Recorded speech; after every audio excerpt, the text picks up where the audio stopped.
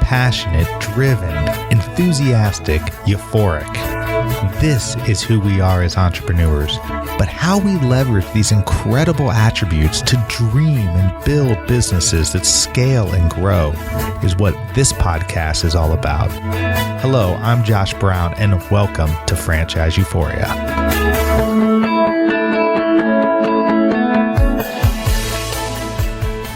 Hello and welcome to Franchise Euphoria, the podcast focused on helping people find success in life, business, and franchising.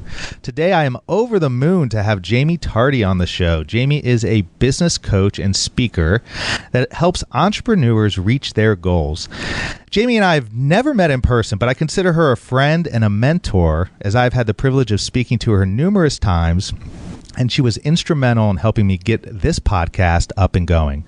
Instead of just reading off all of her accolades, which, trust me, there are plenty, I want to start off this show by reading a paragraph from her new book, The Eventual Millionaire, which I believe captures the essence of so many people who are stuck in chasing the wrong dream and provides great insight on how to find a way out. So here it is. Quote, I gave up my goal of being a millionaire while I was figuring out how to love my work. During this time, it wasn't about the money, but about getting to a good place in life. My goal was to find something I loved. I wanted my own business that would grow into something bigger. I wanted to find something where the income was not capped. I wanted to help people. Only later, after finding the work I loved, did I realize I could add that goal of being a millionaire back. However, I want to do it on my terms. I wanted to live this life to the absolute fullest, retire with dignity, and do amazing and wonderful things. I wanted to become a better person by learning to deal with challenges. I wanted to help more people. Wow, Jaime, what a quote, what a book, and how the heck are you? Man, that was a really good introduction. Thanks so much for having me on, Josh. Well, no, that's awesome. I love the book. I love your podcast. I love what you're doing. And before we dive into all of that, please tell the one or two people out there who may not know much about you or your backstory a little bit about yourself. That's hilarious. Yeah, there's only a couple in the world that don't know about me. So the premise of Eventual Millionaire goes like this. When I was 8 years old, I wanted to be a millionaire. And I know that's really weird. I was like a little girl growing up in the middle of nowhere in Maine. And I think it was because my parents didn't really have a lot of money. And I sort of saw that as an outlet at the time. But I remember my mom saying, well, then you should marry a rich man. And I write this story in the book because, at the time, I think I was like 8. And I was like, boys are gross, Mom. I'm going to do it myself. Right? I can totally picture myself as a little kid. And so that really set things up. And that's exactly how I found myself in that paragraph that you just read, right? I had worked so hard for the money and I was technically successful, quote unquote, right? So I had a great 6-figure job. I made just at $100,000, but I got to say 6 figures when I was 22 years old, which was huge. I used to travel around the country. It sounded like I was awesome, apparently. But it turns out I was not happy at all. And it's sort of like that quarter life crisis, right? You've worked so hard growing up, going to school, right? I had just graduated from college and realizing, oh, shoot, maybe I didn't pick the right thing. And so realizing that you're not happy is tough because, again, you've worked so hard trying to change that course. Seems almost impossible when you're there. And thankfully, once you're past that, right now I can look back and go, oh yeah, I'm really happy I did that. But at the time it was ridiculous. And so being able to sort of tell my story and explain to people, because I also paid $70,000 off in debt because I was in tons of debt also, even though I made a bunch of money, and being able to tell my story and help other people realize that, it's not about the money. It's very important. Don't get me wrong. I think we all have to be millionaires in order to retire okay. But long term, it's really, really about your life. and how important is it to you to live a life that you love? And so that's sort of the story. An eventual millionaire, I like to say, because most people just assume it's about the money. We have t-shirts that say Eventual Millionaire. The book is Eventual Millionaire. Everyone just assumes that it's about the money. But the reason it's not instant millionaire, it's eventual millionaire, right? And so I coined the term eventual millionaire as somebody who has the goal to be a millionaire eventually, right? That makes sense. But they want to do it on their own terms. They want to have an enjoyable life and an enjoyable business, because the people that I talk to in the book and are all business owners. I was a business coach before I ever started this podcast interviewing millionaires, and reading the book, The Millionaire Next Door by Thomas Stanley, which is a great book also, talks about how most of the people that he surveyed were business owners. And so the eventual millionaire sort of encapsulates that, because I really feel like being a business owner gives you that freedom and that life more than just working for someone else, if that makes sense. Oh, yeah. Wow, we got some drag racing going on. Seriously, wow, that was pretty good. That was great. Well, so tell me this, Jaime, because I think that it's one thing to come to a decision when you take that job, whether you're out of college or, like a lot of my audience, they're stuck right now in a corporate job. Maybe they've been there their whole career, but never been satisfied, never really either had the ability, had the courage, had the guts to go do what they really wanted to do. But now they've got a nest egg, and now possibly they want to take that opportunity. To me, it just takes a lot of courage to then make the decision and move forward towards that next step. How long did it take you before you realized, wow, I'm not thrilled with the course I'm on, to be able to say to yourself, okay, this is what I'm going to do to make myself happier? Yeah, a lot longer than you would assume, right? Wow, what the heck is today's crazy? I love that. That never happens. I do podcast interviews. Can you just reassure me that you're not riding on a motorcycle right now? I know. I'm cool. I'm on a motor. Yeah, that would be way better.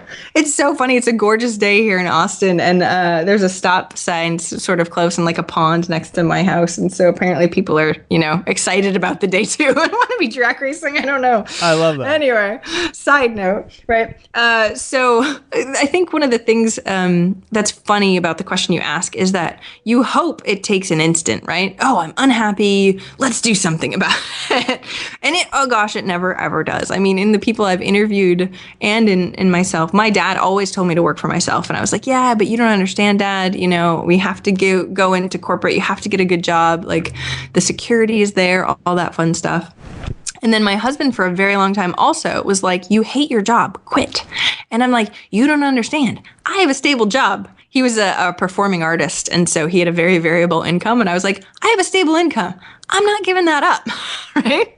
Yeah. And even if I hated it, I mean, it got to a point where like I was miserable. I was working so many hours a week. They would call me on Friday and go, oh, you have to fly out this weekend. And I'd be like, I have plans with friends tomorrow, Saturday. It's supposed to be my day off. And they'd be like, well, a customer's really upset, so we need to fly you out there to make them happy. And I'm like, seriously? Like, I don't have any control over my life and my time. And I did that for it felt like a very long time before I had the realization, like, okay, I have to do something. And that do something was like, okay, I finally had the realization. It wasn't because I made the decision. It was because I wanted to have a baby. So something outside of myself really was that catalyst, which I try to explain to people. It's, I wish it was me, I couldn't do it on my own. I needed some sort of outside catalyst. But it's really interesting. The people that do it on their own, it takes them a little even longer than they'd probably want, because it's scary to do that, right? It's risky, so you think. So you're betting on yourself. And while you might be amazing and you're amazing, if you've never done something before, right? How do you know you're going to be amazing at it, right? If I made six figures, or if the people that are listening right now are doing really well for themselves, it's hard to leave that. It's even harder to leave that than if you had a crappy job that you made no money at, because there's money there, right? I talk to a lot of people who are like, oh, we're doing pretty well. We have some cash. Leaving that feels really weird, not only for what the heck are you going to do next, but also because we define ourselves based on that. When I quit my job, I remember going, well, I was the girl that was really successful, that made six figures, and now I'm not. And that was a really hard challenge for me, actually, to tell you the truth. I was like, that was part of my identity. And when I sort of stripped away that was really hard to deal with too. So there was a whole bunch of pieces that you kind of, as you're going through, crop up and you're like, oh no, this is hard. It probably took me a good year and a half before I actually quit my job. And that was only after, paying off all my debt, $70,000, and having a baby and having 6 months of expenses in the bank before I was like, okay, I think at least if I quit right now, I could have a whole year, because my husband was working. So we had, almost a whole year included if we used our entire emergency fund. And that was enough safety for me to finally go, okay, I'll bet on myself for a year and we'll see how it goes. And so it took a lot longer than I ever wanted it to, but at least I did. And I think that's what matters. Well, and I think an important point on what you're talking about is that you did it in a smart way. I mean, you didn't just haul off and just say, nope, I'm not traveling this weekend. See you guys, I quit, and just try to do your own thing. I mean, you had this thing mapped out. You planned it out, and you paid off your debt, saved up money, and then put yourself in a position to move forward. And I think that's an important point, because a lot of people don't do that.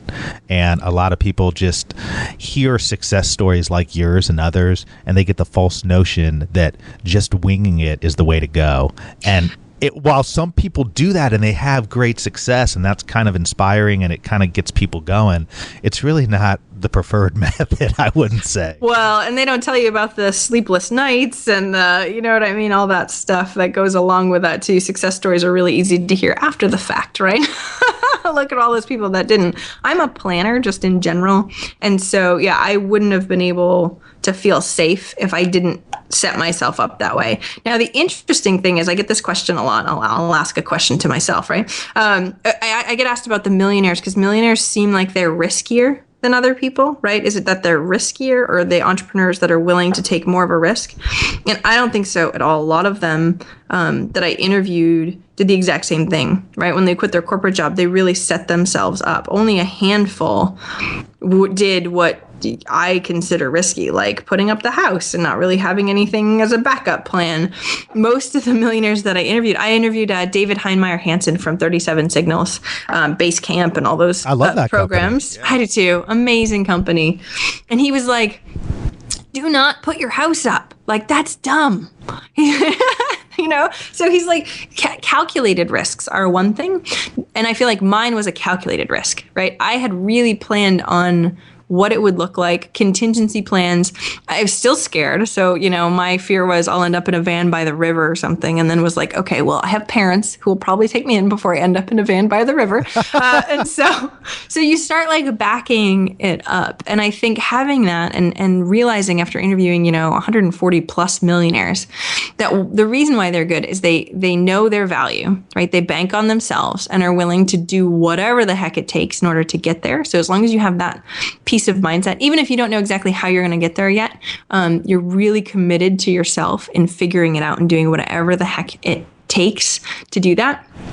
But also making sure that it's a calculated risk, right? If it sounds too good to be true, probably is. That's still a cliche, but it still makes sense, right? Well, yeah. I mean, Dan Miller, our mutual friend, who we talked about off air a little bit as well. But I've heard him say on his show, and I think it's so true, where he gets a lot of people who will ask him about, oh, how do I risk this? How do I risk this? And he likes to make the analogy of, a risk is going to Las Vegas and betting it all on red or black. I mean, that's just a risk. He's like, but when you're life planning like this and you're talking about making a transition, you're doing calculated assessments. And so there's risk involved, but it's a calculated risk, as you said, and it's not irresponsible. And there's risk every day when you go to your corporate job. I mean, exactly. You think you're safe. Somebody else makes a decision on your life with something like that. And it's happening more and more and more. It's just a feeling of, feeling that safety. But I think it's important that, obviously people understand too, and I don't know what you think about this, Jamie, but I know, even with myself, I mean, look, there's days, and I love being an entrepreneur. I love having my own businesses. Love it, love it, love it. But there are certainly days where you sit there and go to yourself, gosh, it would be nice to know that I'm getting that check every 2 weeks. Definitely. It would be nice to know that, my benefits package is, X, Y, and Z. And so there, it's not like you just flip the switch and you never look back, but it's a balancing act of saying to yourself, I mean, for me, I finally decided to pull the trigger after years of probably driving my wife crazy. And she was actually the one who said, go and do your own thing. You're driving me crazy, because I always kind of wanted to, and I couldn't figure out why I was always would find myself unhappy at other law firms because I wanted to do it my own way. And so finally just, being able to do that was magical, but it takes time. And it's like people talk about, the 10-year overnight success, right?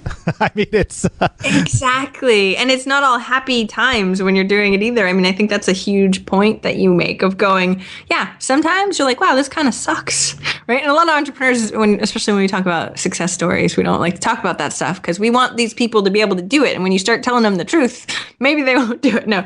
But it's totally worth it 1,000 times over because of, I mean, if this is the type of person you are too, by the way, if you are extremely happy where you're at in corporate, don't get me wrong, stay there. We need people like you. I hope that you get weekends off and nobody makes you go anywhere on the weekends, right?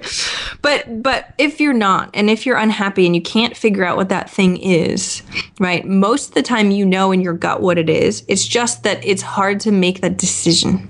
Like you said, right? You had your wife reminding you over and over and over again. And I had my husband doing the same thing. And I was like, no, you don't understand. Because apparently I didn't take good to criticism.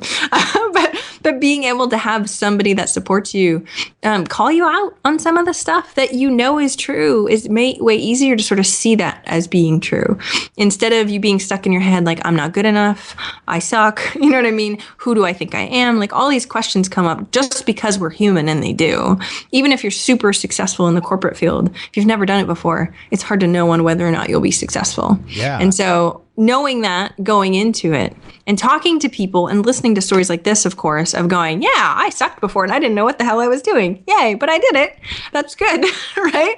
I think that's one of the biggest pieces that you can start doing. Start surrounding yourself. We started talking about mastermind groups. Start surrounding yourself with people who want more, who are more like you, similar, like-minded people. And then you won't feel so crazy or like you suck so much because you'll start going, oh, wait, I'm kind of like them. And maybe they're more successful than I am in terms of that stuff. And so you start taking those incremental changes. And don't worry, it's a process. If you're not there yet, as long as you keep your eye on the prize and that's what you want, even if it takes you 5 years, you're still moving forward in that process no matter how slowly until you're comfortable with whatever that risk is, even if it's slight, that you're going to take. So don't kill yourself trying to figure this out in 10 days or anything like that. Just know that it's a process that you're on right now. Well, I love how you mentioned process because, of course, here at Franchise Euphoria, we are all about process. Oh, yeah. And tried to, implement systems and so forth. You talk about how Eventual Millionaires put the process of making money in perspective. What do you mean by that? So, okay, a lot of the times people will go, I want money, right? And it's all about the money. And being able to sort of take a step back, or I don't know if you probably know a lot about this, but thinking about like the E-myth, right? Working on your business instead of working in your business. I like to have people do the same thing with their finances and in regards to money, because I think one of the things that's really important is we get so caught up emotionally into money and what it is and worth. And maybe even you're the type of person who are like, money's dirty and all the people that have lots of money are dirty. I mean, hopefully you're not, because that's a limiting belief, but really paying attention to what we have in our heads, because these are all just perspectives, right? And being able to instead look at it as a numbers game and a process, and being able to go, okay, instead of being in it all the time, right? Oh, I need money. I don't have enough, blah, blah, blah. You look at it logically and outside of yourself and the way that things are going and go, okay, logically, what would this look like? If I were to set this up in a way, making it easier, make the decision once, have it be one of those things. I mean, that's what I tried to do at the beginning of the book, is sort of show you my process for dealing with your money so you can control your money instead of your money controlling you. And I think the money controlled me for a very long time. It made my choices for me. It did things like that, oh, well, I have to do this because I need the money, or I can't do that because I don't have the money. And being able to instead flip the switch and be like, I make the choices, right? My money doesn't make my choices. I make my choices. That's a huge shift. And I try and get as many people as I can to sort of start understanding what that is, so that way they can make that shift too if they're not there already. So how do you actually make the money decisions in your business? Because, obviously, as we're touching on right now, having practical, effective, and efficient systems for your business and understanding your own limitations as an entrepreneur, as a business owner, go hand in hand to having long-term success. But gosh, it's much easier said than done. Do you have any tips for people out there who are right now sort of feeling that pressure of they've got 10 million things going on, they're trying to keep things juggled and just keep things up in the air? How do you go about taking sort of a self-assessment of yourself and then actually implementing systems in a smart way? So I'm a business coach. I do this with people all the time. So let me give you some tips, right? Because I think some of this stuff is, like you said, easy to sort of be like, yeah, that's a good idea. And then implementation's a little bit harder. So a couple things that I do, I'll give you one or two things that I do, and then I'll give you some stuff that I suggest for other people too. So personally, having to do with finances, I need to know what my strategies and my focuses are for the year or the 6 months or whatever it is, before I can make money decisions. Right? You just need to know what that focus is before you can make any money decisions. Otherwise, you're taking a shotgun approach. And I think a lot of people do this, especially newer entrepreneurs in general. But when we go, oh, that was a good idea, I heard this. Oh, we're like squirrels, right? We're like ADD going squirrel, right? Like it's one of those things where it seems like a good idea and then we don't measure it either. So maybe we try marketing tactics and we're like, oh, let's try this marketing tactic. Oh yeah, that didn't really work, or that did really work. And then you kind of don't remember any of the results or what was worth it and what wasn't worth it, right? So you start setting up these systems. And this is what I do with a lot of my clients, of going, okay, let's put a framework around it.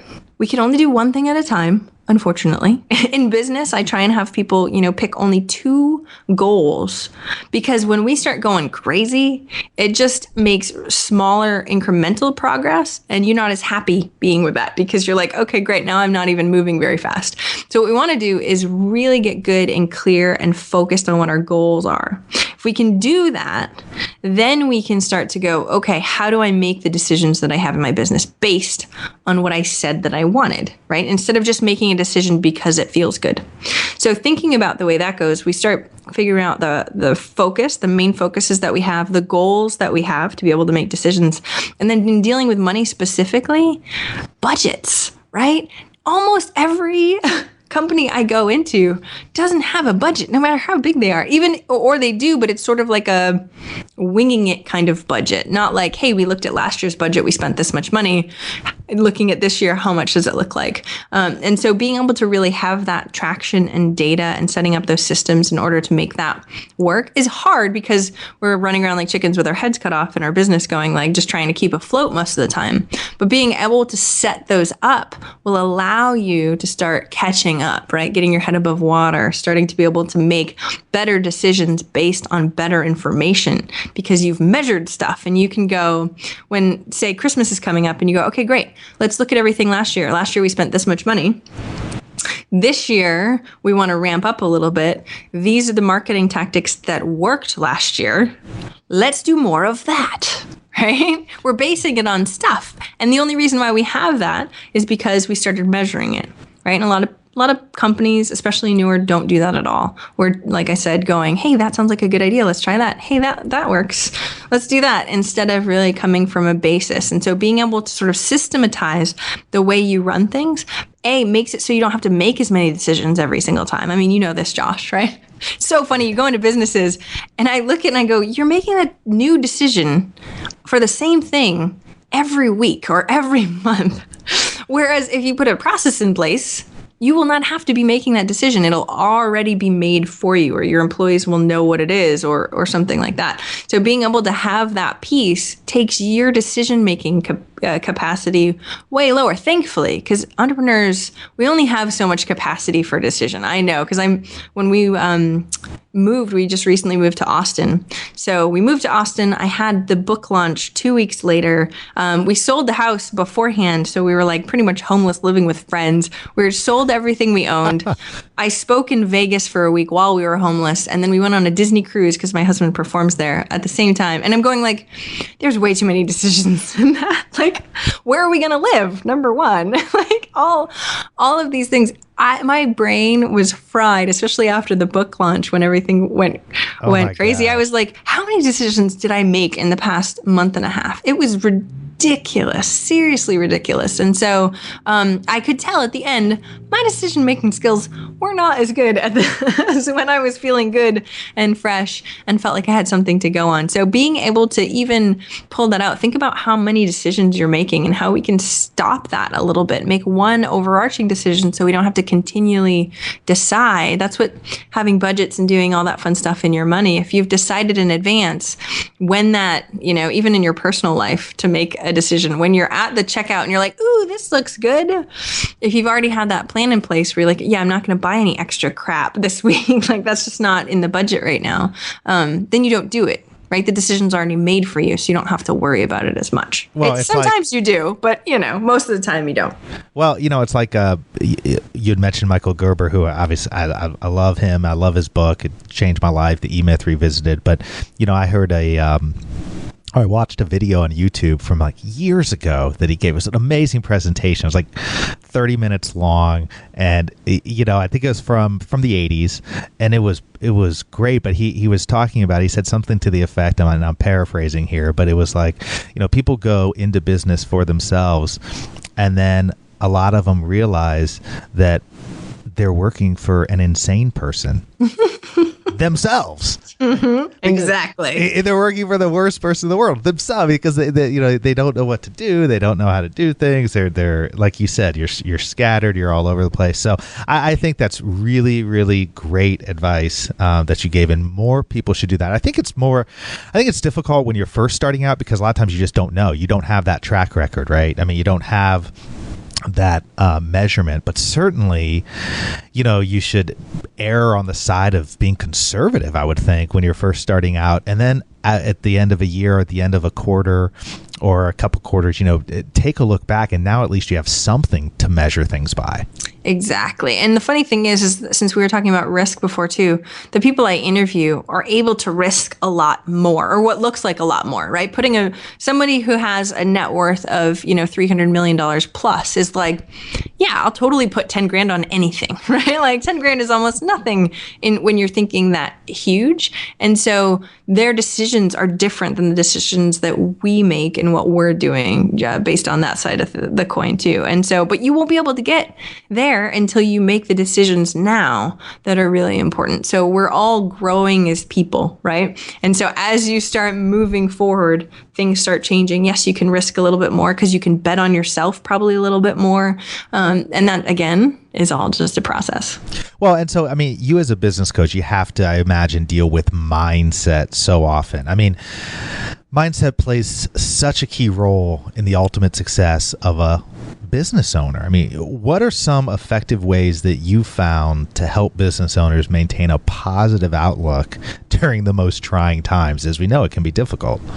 Totally. Yeah. And you can't just go, hey, look at the bright side, right? Like, doesn't always work so well. It's hard because you have to sort of define it though too, because thankfully I work with some amazing people, and being able to work with these utterly amazing people who have positive attitudes in general is very different, right? Than trying to work with someone who is depressed anyway and trying to pull them out of that. So they're coming from probably usually a good mindset in general as far as a positive attitude. So they got a really good place to start. But yeah, everybody gets down once in a while, or you try something and it doesn't work the way you wanted it to. I mean, me too. I have a business coach and sometimes she's like, and that's okay, Jamie. And I'm like, yes. Okay. I know that's okay. A couple of the things that I try and do for clients is remind them of the vision, right? And to really show them, especially if we have a long-term vision in 5 years, how much does this really matter? The thing that you're going through right now, how much does it really, really matter? And I like to ask my clients, do you think you'll remember this 5 years from now? Right. And so if it's something like you lose 2 clients and you're like, oh my gosh, now I'm a little scared or whatever it is. And and like right now it feels really important, but 2 clients later, when, next month, maybe you'll get 2 new clients. You'll be like, oh, I don't know why I was really worried. I'm all set now. Right. And 5 years from now, you won't remember that at all. So I either do that side of the coin of going, you know what? It's really not that big of a deal in the long run. Yes, you definitely have to work hard and get past it right now, but you will, because the people I work with are amazing people. So I can wholeheartedly say, well, you're going to get past this because this isn't going to stop you. And move through it anyway. And then the other piece I like to do, I do this for myself mostly because I'm a big, I love like astrophysics and the universe and all that stuff. And realizing how insignificant we are, which is kind of funny, makes me feel better, to tell you the truth. So like I was thinking about it the other day. I know I'm probably I am the crazy, insane person I'm working for, but I remind myself of this. I've tried it with clients before. It doesn't hit the mark as well as it hits for me, but I'll say it anyway, just in case. Because when you're looking at you and in your head, you are the most important thing, right? The thoughts you think, the situations you're in, it's sort of the what's in it for me, we care about us because we have to care about us. But when you start to sort of dial that back, and so when I start to try and take that view, right, looking at the world from space, you are this very, very small piece of the world. Your problems are even smaller than that. Right? Time is going to continually pass no matter what. And then I like to back, because I said I'm a geek. So I back it out even further and go, okay, thinking about it from the universal scale and how big the universe is comparatively to the not even a speck that we are. Like our problems are nothing in the amount of time that there is in the universe and the amount of space that there is in the universe. So if it's really not that big of a deal on how this turns out in the long run, then it's okay. Like this is going to pass no matter what. It's a very small and insignificant thing. Even if my perspective right now is like, oh my gosh, this is amazing. This is the worst thing that's ever going to happen. We can do that to ourselves very easily, get caught up in all that. But being able to take that fresh new perspective, to me, might not help other people, but that's what I do to really try and pull myself to have a different perspective. Not even just, oh, other people have it better or anything like that. Not thinking of, just a human being's capacity, but thinking way bigger than that. Or if you're very spiritual, thinking about that stuff. It's all going to work out in the end. So really freaking out over this stuff. Not that I don't freak out, not that my clients don't freak out, because that just happens, but trying to remind yourself of that when that happens is really important. The first time I had that feeling when I realized I'm just so insignificant in the grand scheme of things was the first time I went to New York City. It seems kind of strange, but I mean, I go to New York City. I'm like, you walk the streets of Manhattan and everything. And this was years and years ago when I was younger, a teenager. I'm like, gosh, there's this whole other world out there. And what I have going on in my own little life back in Indiana, gosh, is just so insignificant. Now, at that time, I don't think I had the wisdom that you had to basically look at it. I was like, wow, what I'm doing is just nothing.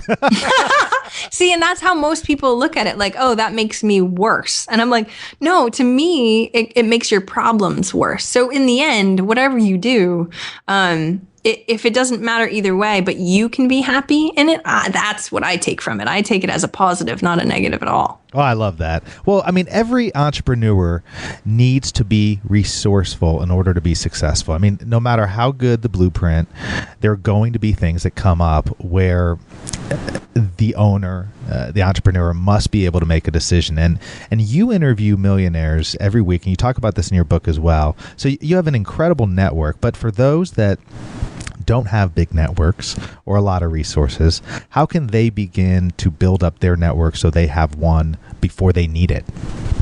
And let everybody know, 4 years ago, I had zero network. I lived in a small town in Maine with 2,000 people, and nobody was in business in my town, pretty much, maybe two.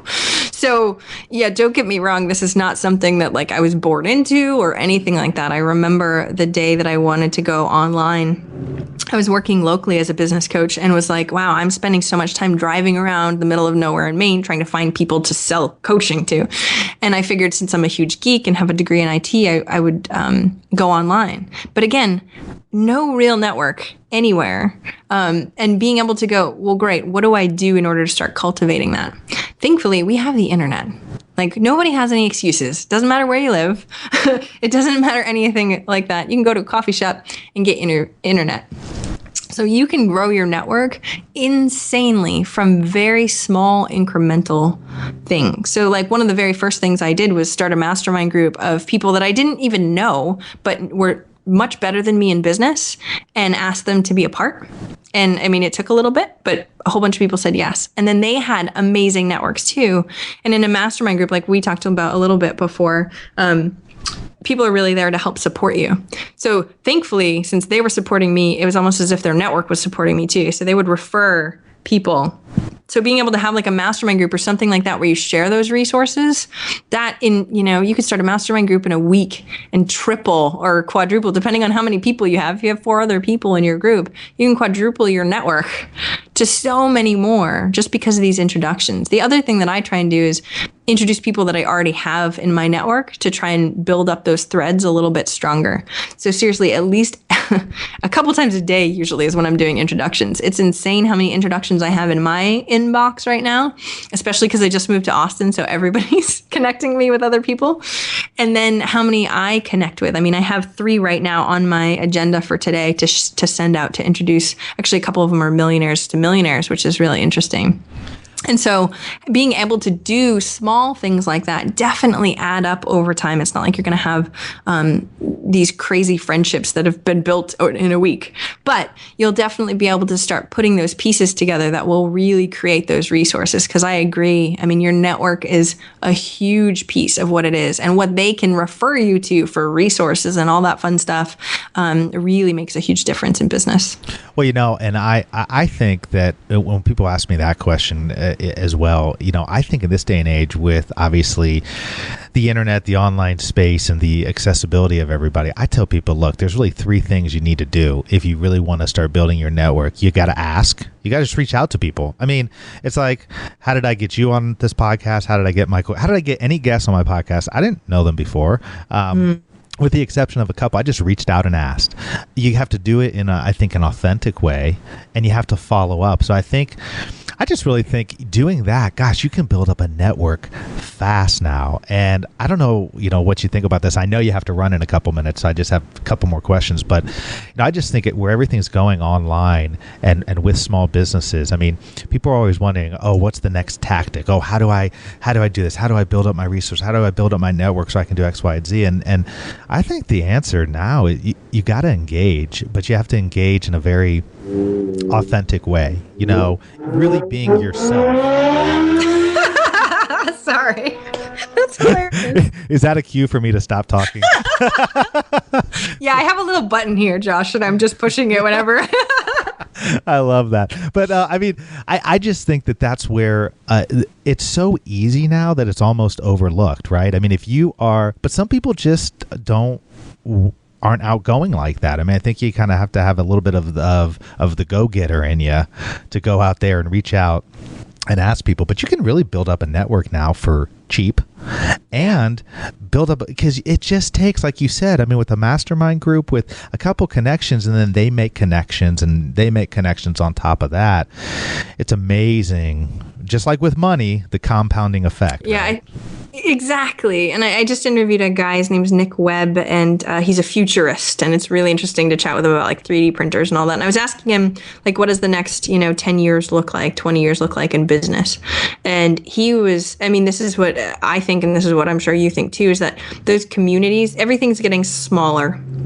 in terms of how we reach out, how we talk to people. We can talk to people with Google Hangouts across the world, right? And thankfully, because we're doing some amazing things in technology, and being able to know in this vast world, as we were talking about how amazing and vast this is, to find those people that are like-minded. Because what we want as humans is connection. Right? Yes. That's one of our core things that we need. So whether you're an introvert or an extrovert or whatever, we need these connections. We might go about getting them a little bit differently, but thankfully now having these connections, like we were talking about before, having these communities that we can be a part of people that have like minds, that's the stuff that's going to change the world and change business, right? So if you can get all these people, some people say like one person can't do very much, but you get like-minded people in a community that really have a voice. I think that's where things are going. And that's what Nick Webb was saying. He was like, communities for businesses are going to be where it's at. It's no longer about advertising. It's not going to be like, hey, Coca-Cola, go buy this stuff. It's about how do we together connect and how do those connections work? And that's how we're going to make our buying decisions way more, right? If somebody in your network recommended something and you solely trust them, well, then you're going to say yes to that. Probably even on Yelp, right? We're doing this already on Yelp. We don't even know these places and we're like, I want that one because all these people said that they wanted that too, right? And if they're like-minded, you start reading the reviews. If they're like-minded like you start to add it all up. And I think seeing those pieces, that's what's going forward in the future. And businesses need to make sure they're coming up to speed on that, right? I have a client who does a lot of TV advertising and they're like, oh no, the TV advertising is sort of not working out so well, right, anymore. And so what is that next big thing, right? Because some of the stuff that was working in the past isn't working so much anymore. So we need to make sure as business owners, or even if you're in corporate right now, we need to make sure that we're adaptable and can start seeing what these changes are that are coming up and start moving. It's all about connection, I think, in the next 10, 20. I mean, it's forever, I think, but we're able to do it much better now with technology. It's connection, community, storytelling. I mean, even where direct marketing and traditional advertising works, it works best now where it drives to a community or it drives part of a community. And so I think that, I could not agree more with that. And I think that, in the franchise world, they are slow on the uptake on this. And I see this in a lot of businesses. They're just not doing enough right now and not focusing enough on it. I mean, at the end of the day, business, the internet didn't reinvent business, right? I mean, people do business with those they know, like, and trust. Mm-hmm. And now, though, I can find somebody I know, like, and trust, like yourself, who I've never met in person, or somebody in China or Tokyo or wherever it may be. So it's these hyper localized networks and not localized by geographic. There really are no geographic boundaries anymore. So I completely agree with you. I think that the businesses that are smart enough to realize that are going to be the ones that really prosper in the future. I agree 1,000%. Hopefully we're here helping people start trying to think a little bit differently, because that's the way things are going. I hope so. Jamie, you have been awesome. It's been great to interview you. I know we could talk for a long, long time about all this. I mean, take a minute to tell people where they can get the book, because the book is just really, really good. And there's just so many good pointers in it that it's hard to capture in this interview, but also where they can find you and other things you have going on. Of course. So 2 different sites. One is my main site, which is eventualmillionaire.com, and I have all of the millionaire interviews there for free. They're all on video. You can take a look. There's transcripts there too, so you can scroll through all that. But if you want to get the book, which is sort of accumulation of all of those interviews and what millionaires think about goal setting, what they think about fear. I talk about at the beginning of the book my story and what I did financially in order to pay off all that debt and all that fun stuff. And so you can get that book at eventualmillionaire.com. I know, very creative URL, theeventualmillionaire.com. But the other thing that's on that site is the starter kit, which is all the worksheets that are compiled in the book. You can actually download them. So if you want to know how to ask someone how to be in your mastermind group, because we talked about that just a little bit, there's a template that's in the book, but you can download it on that starter kit right now. So if you go to theeventualmillionaire.com, you can get the book there and also the starter kit for free. Well, that's fantastic, and I'll also put a link up in the show notes once this goes up, so that people can go there and get the book as well. And thank you again, Jaime, and I know we will definitely stay in touch. Awesome! I can't wait to meet you in August in person. Yes, the podcast movement. That is going to be what a great event that's going to be. I think it's going to be fantastic, and for anybody out there who's thinking about starting a podcast, look up the podcast movement. That's going to be in Dallas, Texas in August, right? Yep. And it's going to be hot, so just be prepared. Yeah, it will be hot, but it'll be a great event. So thanks again, Jaime. Thanks so much for having me on, Josh. I really appreciate it. Yep.